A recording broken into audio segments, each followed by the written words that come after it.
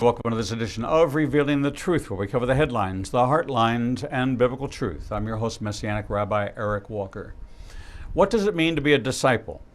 The call of discipleship is more than programs and Bible study. Our next guest presents a bold call for obedience-based discipleship and argues that it alone is the proper response to the kingship of Jesus.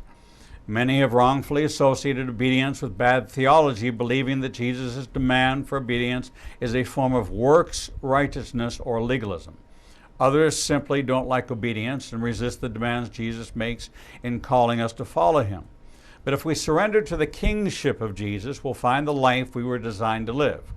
We're accustomed to calling Jesus Savior, and we should. But until recently, many in the Western Church have not learned to call Jesus King. The kingship of Jesus has implications for how we live. We can either rebel against him, raising puppet kings and constructing our own kingdoms, or we can submit to him in obedience-based discipleship. Could it be that you are still sitting on the throne of your life, treating King Jesus as a mere advisor? What would change in your life if you started treating Jesus as nothing short of your king? David Young serves as the senior minister for the Northern Boulevard Church in Murfreesboro, Tennessee. He has worked for churches in Missouri, Kansas, and Tennessee, taught New Testament at several universities, and traveled widely teaching and preaching.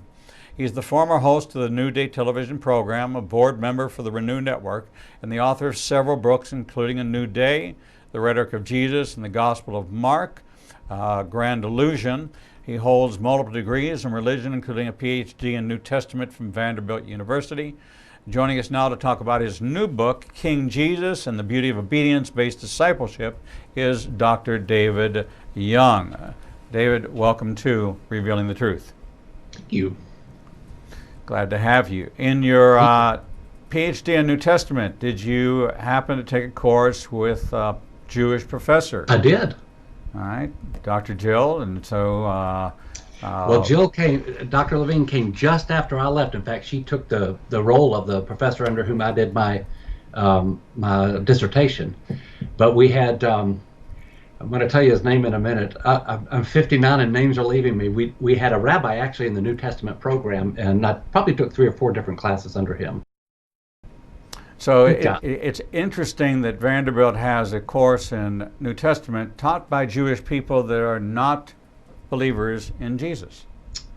Yeah, so Amy Jill is the professor we were speaking of is an expert in New Testament, and my interpretation of her ministry, her teaching, is that she's a friend of Christians. She's a friend of the New Testament. Yeah.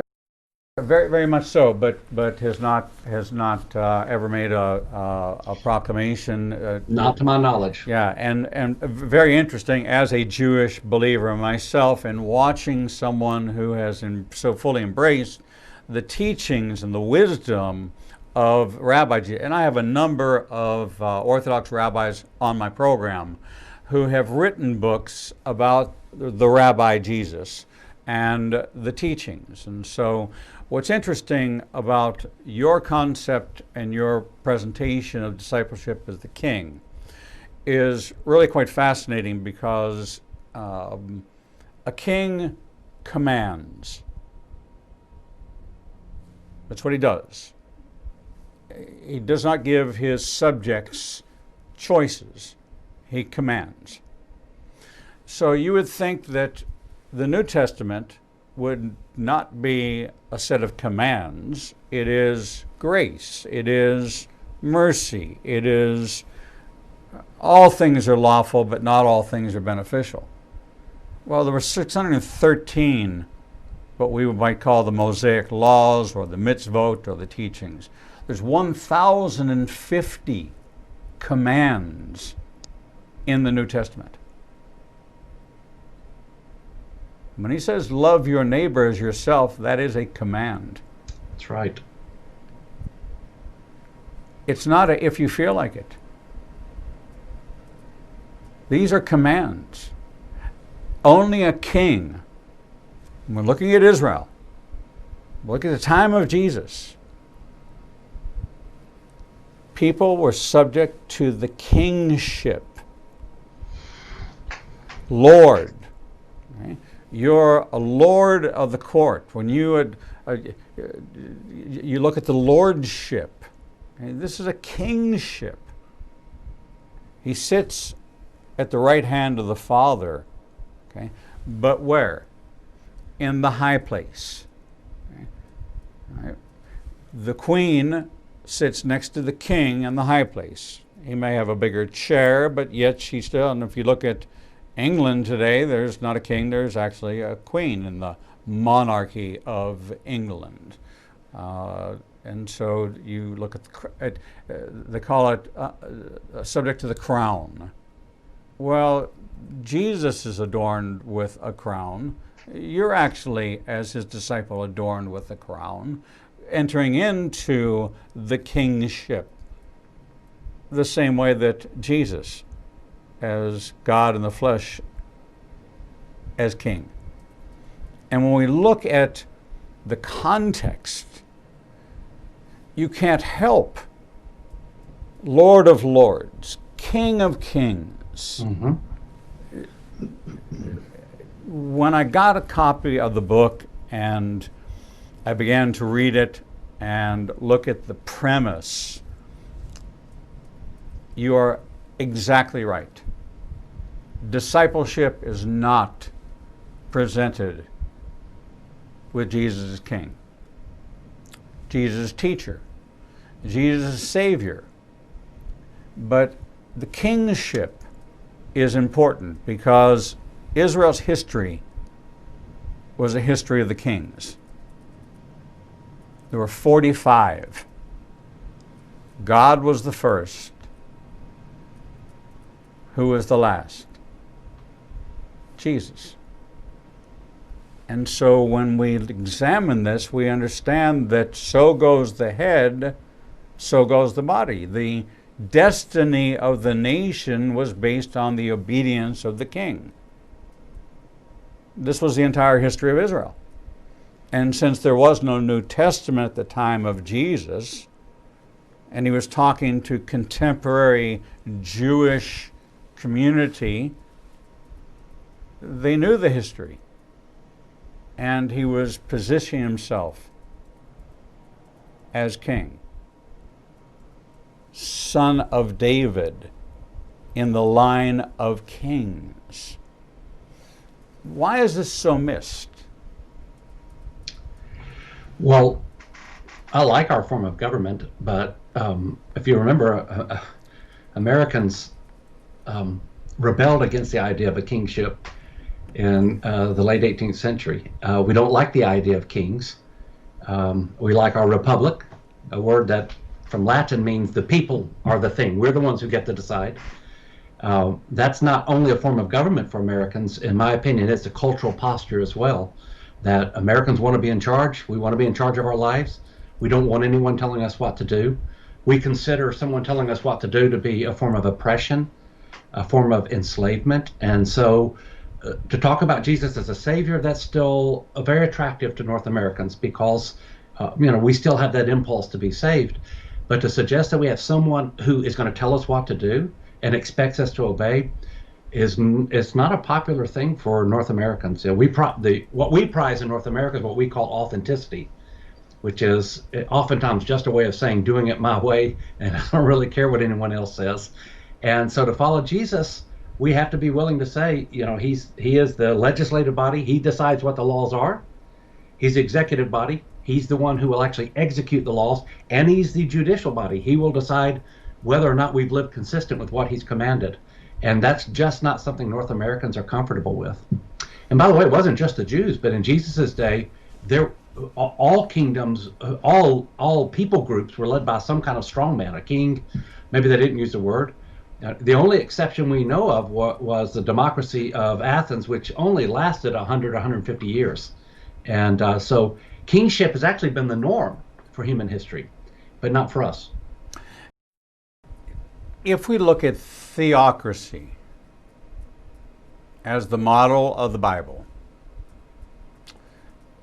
then God is the ultimate authority. Jesus being God in the flesh, which is now shocking to me of how many are now debating the deity of Jesus. Oh, yeah. You know, as a Jewish man, still Jewish, I came to faith 25 years ago at age 44, trained in the synagogue, Talmudically trained, rabbinically trained, grew up, studied, sat under many, many rabbis. I lived a corporate life as a very observant Jewish man. And when I came to faith and I read the New Testament, it all fit. It all made sense. And it was not optional. Because the pattern of God was always 99% obedience was 100% disobedience. Therefore, you either obey all my commands, you break one of my commands, you break all my commands. So you couldn't uphold 612 and forsake the 613th. It was an all or nothing proposition. You're either in or you're out. And Jesus even made the statement, you're either for me or you're against me. It's a very clear line. Paul kind of made it where he understood you needed to understand your position in the kingdom and how to serve. And so in 2 Corinthians 5:17 through 6:10, he outlines for you your new creation, your ministry of reconciliation, your ambassadorship for God. As an ambassador, you're under the royal authority, carrying the scepter of the nation you represent into the nations in which you are an ambassador to. We understand that. We understand we have a State Department with ambassadors to countries that speak on behalf of the nation. We are ambassadors for the kingdom of heaven. Why do we call it a kingdom if we don't have a king? How do you have a kingdom without a king? How is that possible? Well, the argument in my book is that it's not possible. Jesus speaks in the first three Gospels especially, repeatedly, that his ministry is the bringing in of the kingdom of God. And as you well know, the Gospels depict Jesus as that king, especially Matthew's Gospel. The whole Gospel is arranged to demonstrate that Jesus is the king that has been longed for all these years. And so what I've been concerned about is that, so last time I was on your program, maybe about a year or so ago, Rabbi, I was talking about a book, Grand Illusion, yes, which is a book about progressivism. And I've been concerned that progressive Christians love the idea of the kingdom of God because it sounds a lot about like social justice theories that they're very attracted to, but they don't like the idea of a king. And one reason why I decided to write the book was I wanted to make the argument, you can't speak of the kingdom of God if you're not willing to submit to the king himself. And so it's not possible to have a kingdom without a king. And in fact, if we try to live in the kingdom of God without a king, we inevitably make ourselves the king, which is a disastrous thing and also, of course, an idolatrous thing. It's what cost us everything in Genesis 11 with the Tower of Babel. When we decided that we were going to ascend, and then we see and read again of the declarations of Satan and Isaiah in the I wills, as he begins to proclaim, I will ascend to the throne of heaven and I will do these things. Interesting that in the Ezekiel narrative of Tyre, God only acknowledges the prince of Tyre, even though the man is literally sitting in the king's seat. He doesn't call him king because Satan is the actual king. The man he's talking to is the prince. He's not really the one in charge. So he never acknowledges him as the king of Tyre. He only refers to him as the prince of Tyre. You see, God is very much into this elevation to kingship. And so when we look at the rebellion of Israel, when they said we want a king like the other kings, we got Saul. We call him the head and shoulders king. All right? Not because he had dandruff, but because he was that much taller, like the Egyptians were much taller than the Jews. So he was of that physical stature. But when we take on this discipleship, in the Hebrew it's called talmidim. You become the disciple. Okay? It tells you that you are not to try to be better than your teacher. You are to endeavor to be as good as. That's what you are striving for. So that establishes the top line. The top line is the teacher, the master, the king. That's the top line. It should not be your desire to ascend above him, which was Satan's agenda, was man's agenda, to become like God, but to be conformed to this image, to be as good as my teacher, and my teacher is Jesus. So that's what I'm to emulate. That would be discipleship. And we have reference points. The increase of his government shall be upon him. And that gets quoted all the time. What kind of government? Is it a monarchy? Is it a democracy? Is it a theocracy? Is it a, I don't know what other ocracies there are, but it clearly establishes an order. So have we done what you said, and that's taken up this role of we're sitting on the throne with this advisor, but we've already been told the paraclete, the comforter, the counselor, the advisor is the Holy Spirit, not Jesus. So where the disconnect? Because I've been a part of Messianic Jewish discipleship, and clearly it is based on his role as king. So this is all I've known. So after I came to faith in the Messianic synagogue, this was the kind of discipleship we did. So I've never been part of a church, Christian church discipleship program. Are they not based on obedience? Well, that's actually the right question, I think. So just a short historical context. When Martin Luther in the 16th century wanted to break, well, he didn't really want to break with the Catholic Church, he wanted to reform it, and they broke with him. One of the things that bothered Luther was the thought that the Catholic Church had been teaching, whether deliberately or not, that the church, the collection of all the works that members of the church had done through the centuries, this is stored into some sort of heavenly treasury.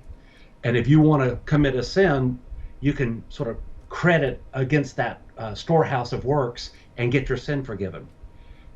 Most Catholics would say that's not what we meant, but that's how Luther took it.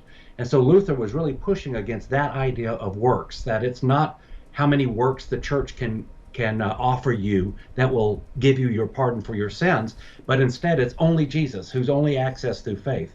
So Luther argued salvation through faith alone. He did not mean by that salvation only by saying some formula, the sinner's prayer or whatnot. Luther would not have believed that. He didn't believe that obedience was irrelevant. But the problem is, when Luther was done with his work, in the hands of a lot of Reformed churches, the idea of working out your salvation, as Peter says, or the idea of obedience became equated with works salvation.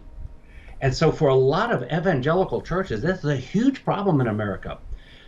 They just can't get their brains around obedience as a necessary response to a king. And so if the greatest pushback I get against this book comes from Reformed churches, from Baptist churches and Presbyterian churches, who say, wait a minute, obedience can't be part of it. because in their minds they think that what I'm saying is you get saved by your works. But what I'm saying is not that. What I'm saying is that if faith is the kind of faith that God calls from us, it will be faithful faith. As Jesus says, anyone who hears these teachings of mine and does not put them into practice is a fool. It's a foolish man.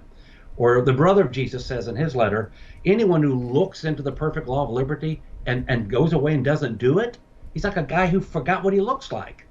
And so faith in the Bible is always faithful faith, or it's allegiant faith, it's obedient faith, or it's not faith at all. You speak about the Talmudim, the Jewish disciples.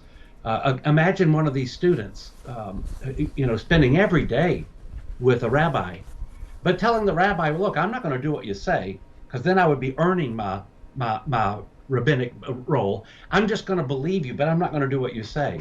He'd be tossed out the second day. The first day he'd be tossed out. That's not faith. So faith must be faithful. That's the argument. It must be obedient, or it's not really faith. The model of Jewish discipleship is to sit at the feet of your rabbi. This is the concept. You are with him all the time. He chooses who, just like Jesus did, follow me, Yes. follow me, follow me. It was the rabbi who chose who he was going to disciple. It wasn't an application process. It was based on the rabbi. He gave the invitation. And then you did like they did. They went everywhere with him. They ate with him. They slept with him. They were with him when he went off to do his business. They were with him. He was with them when they went off to do their business. The foot washing. I mean, the deep connection, because the teachings were about every aspect of life. That's what the Bible is. It's about every aspect of life. Right. And so it had to be done not through lecture, but through the words of wisdom, riding on the dust. And so you picture this. Jesus is out front. He's walking. His discipleships are walking behind him. A duck and the ducklings. Right, they're kicking up. He's kicking up dust, and as his words come out of his mouth, okay, as the wind carries the words, the sound goes back. It travels behind. Okay, it's riding on the wind. It's riding on the dust, and you want to be covered with that dust, covered with the teaching of your rabbi, and so you see this very intimate picture of the king and his court, but not majestic, not subservient, not to fan him or to peel grapes for him or to wait on him and to earn a position, asking to reserve a seat next to him as that faithful mother wanted for her two boys. To not look at him as king does not put him as Lord of your life. So can you be a disciple if he is not Lord or King of your life? You cannot be a true disciple. We need to give people the credit that spiritual babies probably don't fully grasp what the call of God is for their lives. I would give margins for spiritual babies, but I'll say this: if you're not on the path to acknowledging that He is, as Revelation 19 says, King of Kings, Lord of Lords, that as Paul says right at the end of Ephesians, the first chapter, God has put him over all authorities, all principalities, all powers. He is now over all of it. If you're not on the way to grasping that and submitting to that, then you're not a faithful disciple. You're just not. And I just want to say a comment about this. So the way that the rabbis discipled their followers, was actually it was the common way education was done right up until the 19th century. So even in the West, when the universities were started, I believe there were just over 500 universities in the U.S. in 1870. I know this because I've been working on another project. 550 something universities. Almost all of them used the Rabbinic Method. So teachers taught students. They didn't teach courses. One teacher might have half a dozen or a dozen students, and that teacher just poured into those students for 4 years, teaching them moral formation, the practices of ethics, literature, mathematics, and so forth. And then they would release them. In the 1870s, when America started thinking corporately, not just establishing corporations, but it became really a cultural way of thinking, we drifted from that, and now we just dump 30, 40, or 150 people in a room. They don't even know who the professor is. The professor comes in and speaks about a subject and then leaves. And I would just suggest that Jesus' method of making disciples is as perfect as his message is. So in the chapter on discipleship in the book, I argue that the church needs to return to that method of what I would call the rabbinic method of making disciples, where I love someone enough to go to dinner with them, I'm at work with them, I know their family, I'm in their lives, because their entire destiny's at stake here, and it's too priceless to be left to a 1 or 2 hour lecture on Sunday. My model as a congregational rabbi, when I was a congregational rabbi, was that I would pick 10 men. I would spend 12 Saturday mornings with all 10 for an hour, and then during the week I would meet with each one of them individually. So, and this was the discipleship program. I did 3 of them a year, and it was intense. It was very intense. It changed their lives. You know it did. It changed their lives. Incredible, and changed mine to be able to comprehend the 3.5 years of Messiah's ministry and those who followed him and what it meant to follow him. We have a disconnect in our churches, we have a disconnect in our homes, that the method, even something as simple as when Jesus was asked what are the 2 greatest commands, and the first one, he began with not the whole of Deuteronomy 6:5 through 9, but just he gave him Deuteronomy 6:5, knowing that the people he was talking to knew the rest of the passage. You shall love the Lord your God with all your heart, with all your soul, and with all your strength. And these commands I give you today are to be on your heart, and you are to teach them to your children. And you're to talk about them when you lie down and when you rise up and when you walk along the way. I am the way, I am the truth, and I am the life, and no one comes to the Father but through me. That's all summed up in what he began. He just started with the first part of the passage, which I actually think is, I've said this many times, this whole COVID-19 drove us out of the megachurches, back into the home, to go back to do what God told us was the greatest command, and that was to love him and to teach our children and to start talking about him, because we hadn't been doing that. We went to church on Sunday, and that was the last you heard of him until next Sunday. And if I was God, I would say, you ignore me all week long. Everybody calls mom on Sunday. So, this has been a tradition of mine I left home 55 years ago. I've talked to my mother at 11 o'clock on Sunday morning, every Sunday morning for 55 years.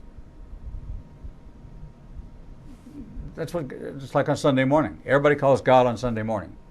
Okay? What about the rest of the week? So it's very, very interesting. We're talking with Dr. David Young, author of King Jesus and the Beauty of Obedience-Based Discipleship. If obedience bothers you, then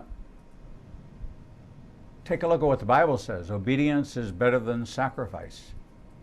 Absolutely. And it was sacrifice that stemmed the wrath of God. And if obedience is better than sacrifice, imagine the rich blessings that God has in store for you if you are obedient as the subject in His kingdom. To be a part of His kingdom, you have to be subject.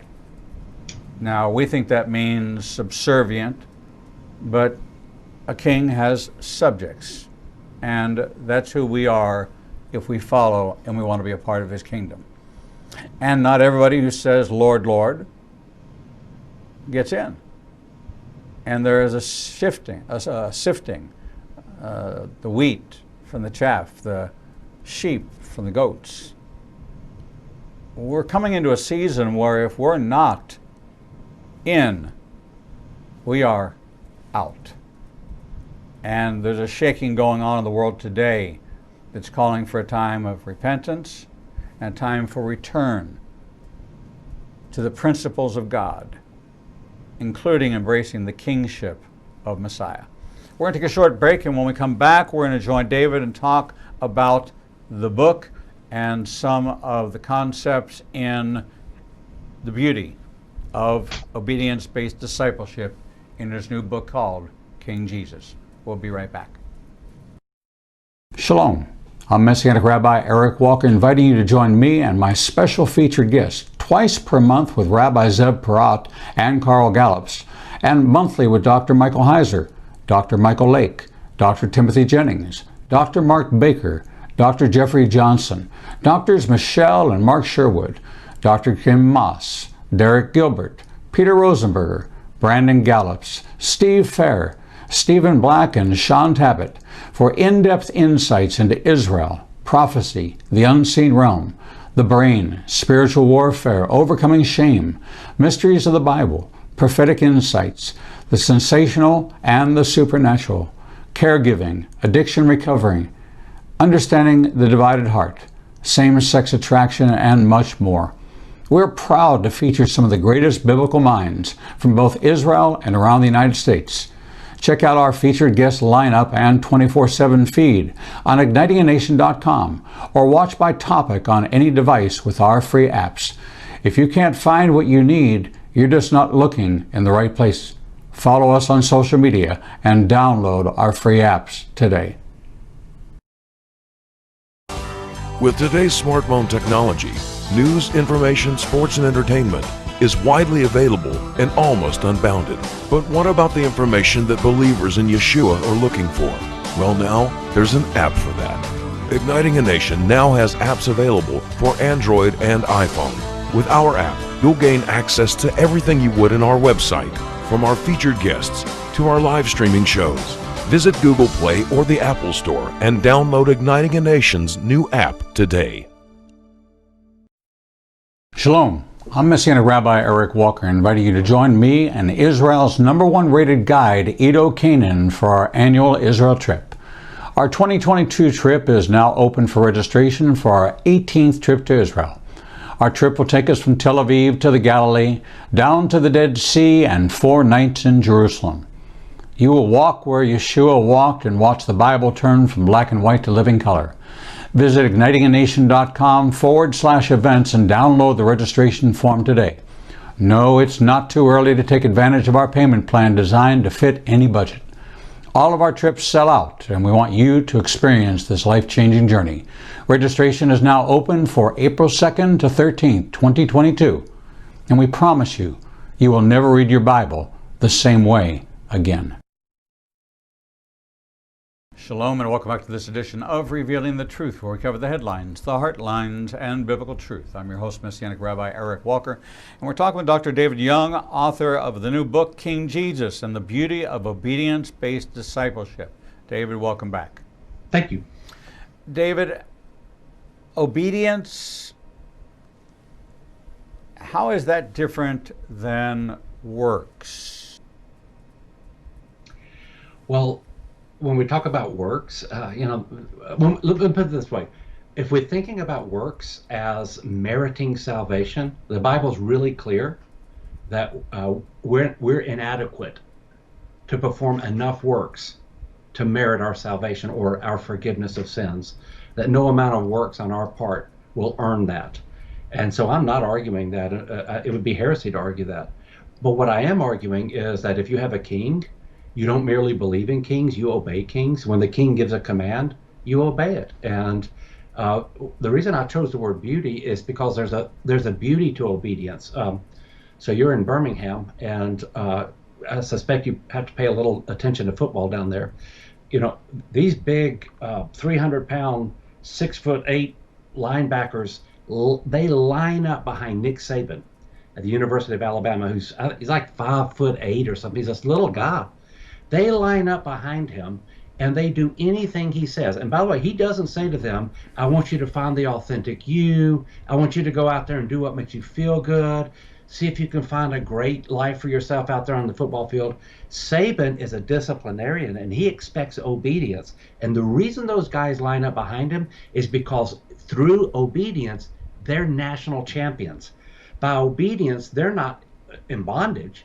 Their obedience sets them free. They go on to play for the NFL and make millions of dollars. So what I'm arguing is that Jesus's teachings are not enslaving. As John says, it's not a burden to obey Jesus.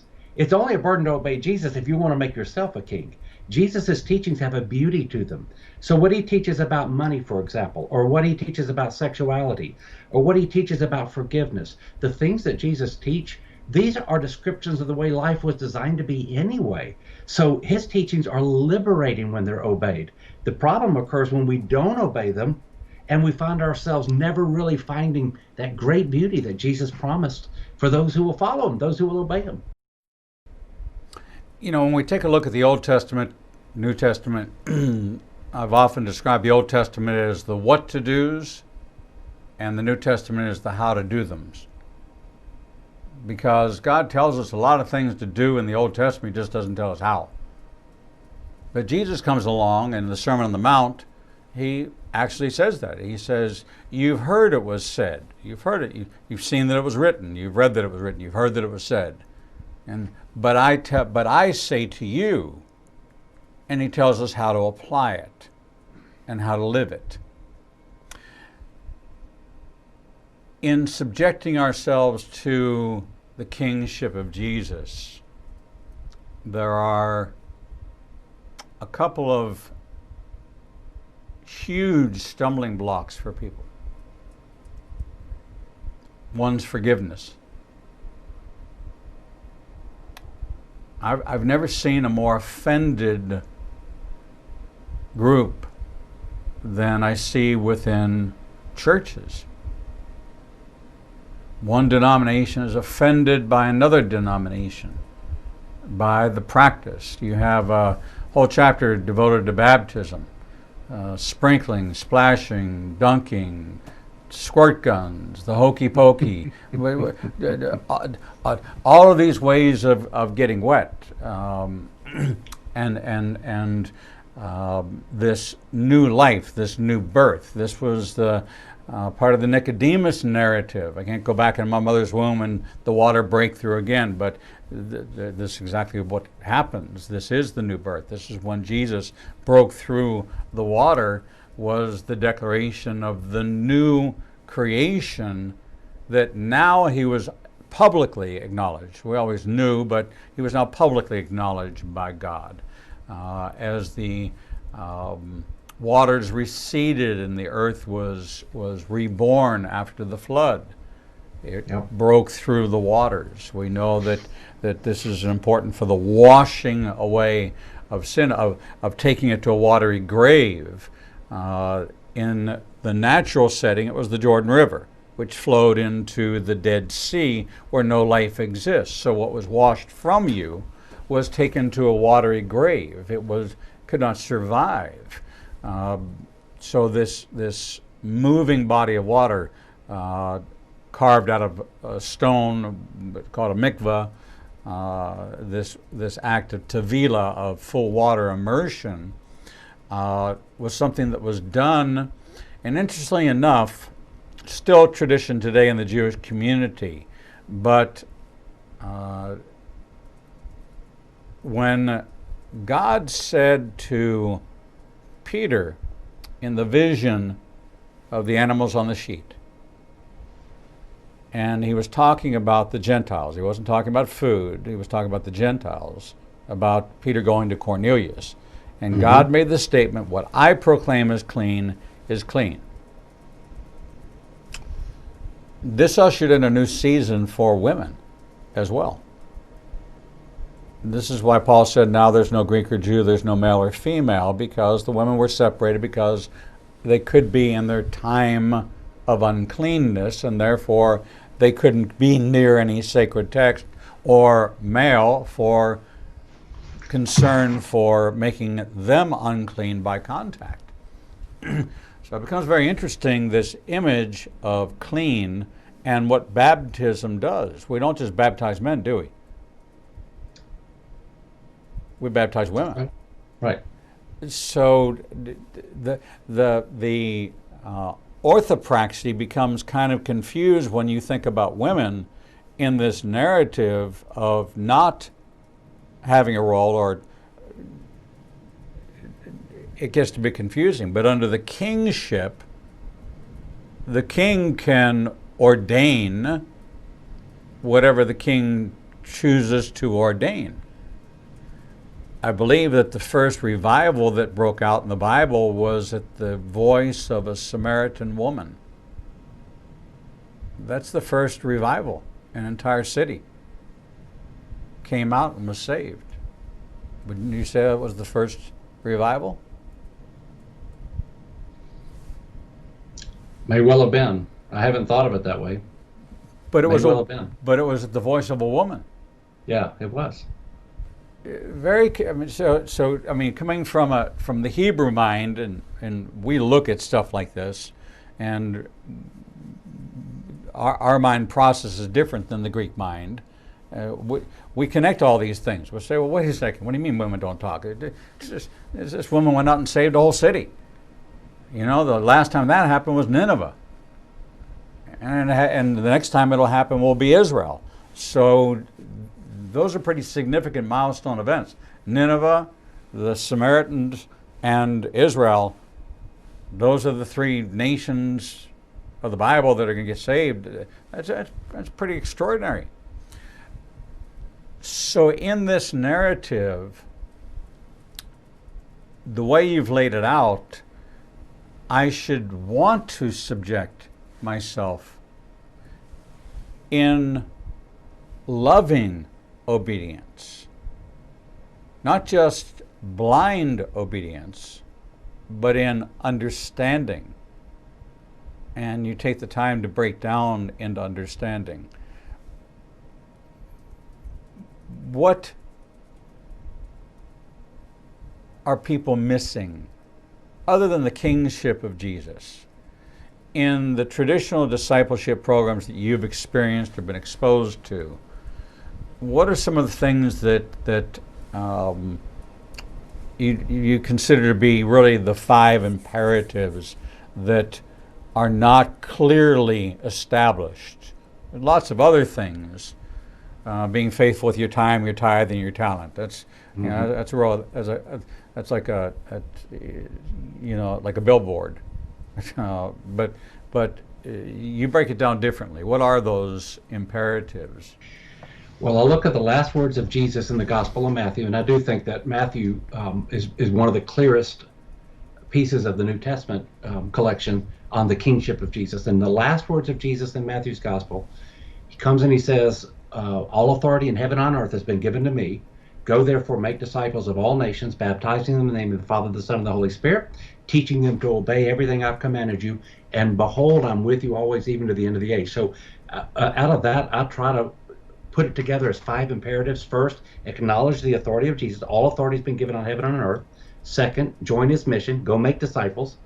Third, immerse people and yourself in the life of Jesus. So he says, baptizing them in the name of the Father, Son, and the Holy Spirit. Fourth, practice obedience, because he says, teach them to obey everything I've commanded you. And then last, I like the way, in the Greek language, Jesus says, behold that I'm with you. Look that I'm with you. So my last point is, awaken to see the Jesus who's already here, the Jesus who is already working his will among us, who's doing phenomenal things for us. So it's sort of a 5 imperative plan for how discipleship can unfold in our lives by doing those 5 things. And baptism, I do think baptism is an important thing. And again, if you go back again to the Reformation movement, they just struggled with baptism because in the way that the paradigm that the reformers used, faith could only be internal. It could not be external. And baptism was external, so therefore Reformed churches have always had this love-hate relationship with baptism.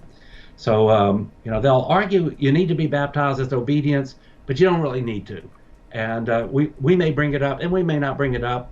And I just want to say that, Jesus makes it one of his final commands. His last words are, baptize people into a relationship with the Father, the Son, and the Holy Spirit. And, as a Jewish rabbi, you understand how important baptism is to Jews, how important it always was to Jews. So you've been to Jerusalem probably many times. You've seen the mikvot there that have been uncovered. I've been told as many as 150 mikvot surround the Temple Mountain. And to go into the temple, you had to go, and as you're right, it was very deep baptistries, we might call them, in the West. Very deep. The water could be 10 foot deep. You go down one side. We were talking about this before we came on the air, and you came up the other side because you didn't want to touch the guy who hadn't gone in yet, because God expects us to be ritually clean, or holy, maybe is a good way to put it. And baptism has the same function still for the followers of Jesus, followers of Yeshua. He wants us to be holy, wants us to be ritually clean. He expects us to have abandoned the old way and to accept a new way. And so I think the comparison I use is that baptism is kind of like a wedding ring. You're in love with the person you marry before the wedding. You've made promises. You're exclusive to her. In my case, a woman. But until you put the ring on, you haven't really sealed the deal. The ring is the way of saying, okay, we're now in a covenanted relationship with one another. That's how I read the Bible on baptism. It's that symbol that says, I have now entered a covenant. I've crossed a line in the sand. I'm not going back. I've publicly declared that Jesus is my king. From this point forward, I obey him. As you're talking, I'm hearing a king has dominion. Mm-hmm. Our dominion as man was usurped in the garden, but it was restored to us by the one who said, all authority has been given unto me. Luke 10:18, he says, I saw Satan fall like lightning from heaven. Yeah. Luke 10:19, he says, and I give you the authority to trample on snakes and scorpions and overcome all the power of the enemy. Nothing whatsoever shall harm you.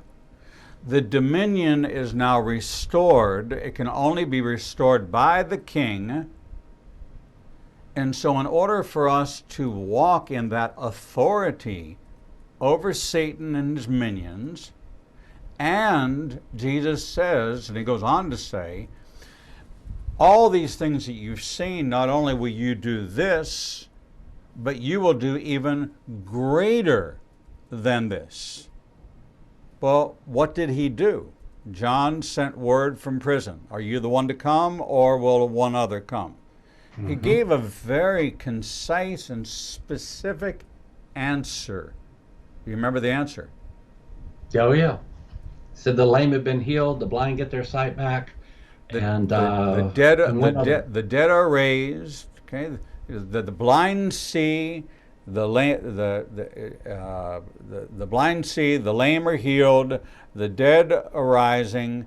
The good news is, and the gospel is being spread throughout the world. So, the rabbis had this conception that one, the Messiah, would only be able to raise somebody from the dead who had been dead for more than 3 days, because Jewish belief is the soul leaves the body after 3 days. 23rd Psalm, King David says, you restore my soul. Lazarus was raised on the 4th day. Jesus arrived on the 3rd day. All right? Only God can create. He is the creator. Okay? The man at Pool of Siloam, declared to be blind from birth. 2,000 years ago, you didn't have eye doctors. You had home birth. How did they know the baby was blind? It's only one way: born without eyes. So what did Jesus do? He did what he saw his Father do. He took his hand, he put it into the moist ground, added to it, and created an eye. The blind see. The creation, the word bara in Hebrew from Genesis 1, the full Islam. These are things that he did. This established him as King of Kings and Lord of Lords and God in the flesh. It's an all or nothing proposition. To walk in his dominion mandate, to do what he did, and to see miracles happen, which I don't care what the modern day or the preterists, or I've seen it happen. Okay? It happened to me. I've seen it too. I'd lost 70% of my hearing. I was going deaf. I don't wear hearing aids anymore. Okay? All the pictures of myself with my baby show me with these huge hearing aids in. Okay? They didn't have cochlear implants back then, but hands were laid on me and my hearing was restored. A man who was paralyzed got up out of the congregation, got out of a wheelchair and walked. I've seen it with my own eyes, laid hands on people, thousands of people, seen countless numbers. That's because I serve the King, and I serve at the pleasure of the King. David, I think you've got it right. And I think this book should be embraced and implemented by even small groups, maybe not denominations, maybe not churches, let them ease into it, but find out what the Bible says. And this lines up directly with what the Bible says, is that King and the beauty of being a disciple, a subject of the kingdom of heaven. Yeah. I can't get into the kingdom of heaven unless I'm recognized by the King and called by name as his subject. I cannot be a subject if I'm sin-filled, unrepentant.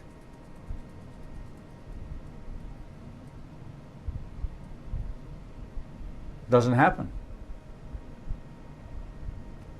So I, for one, appreciate the material in this book. The 5 imperatives: embrace the authority of Jesus, join the mission of Jesus, immerse yourself in the life of Jesus, obey the teachings of Jesus, and behold the presence of Jesus.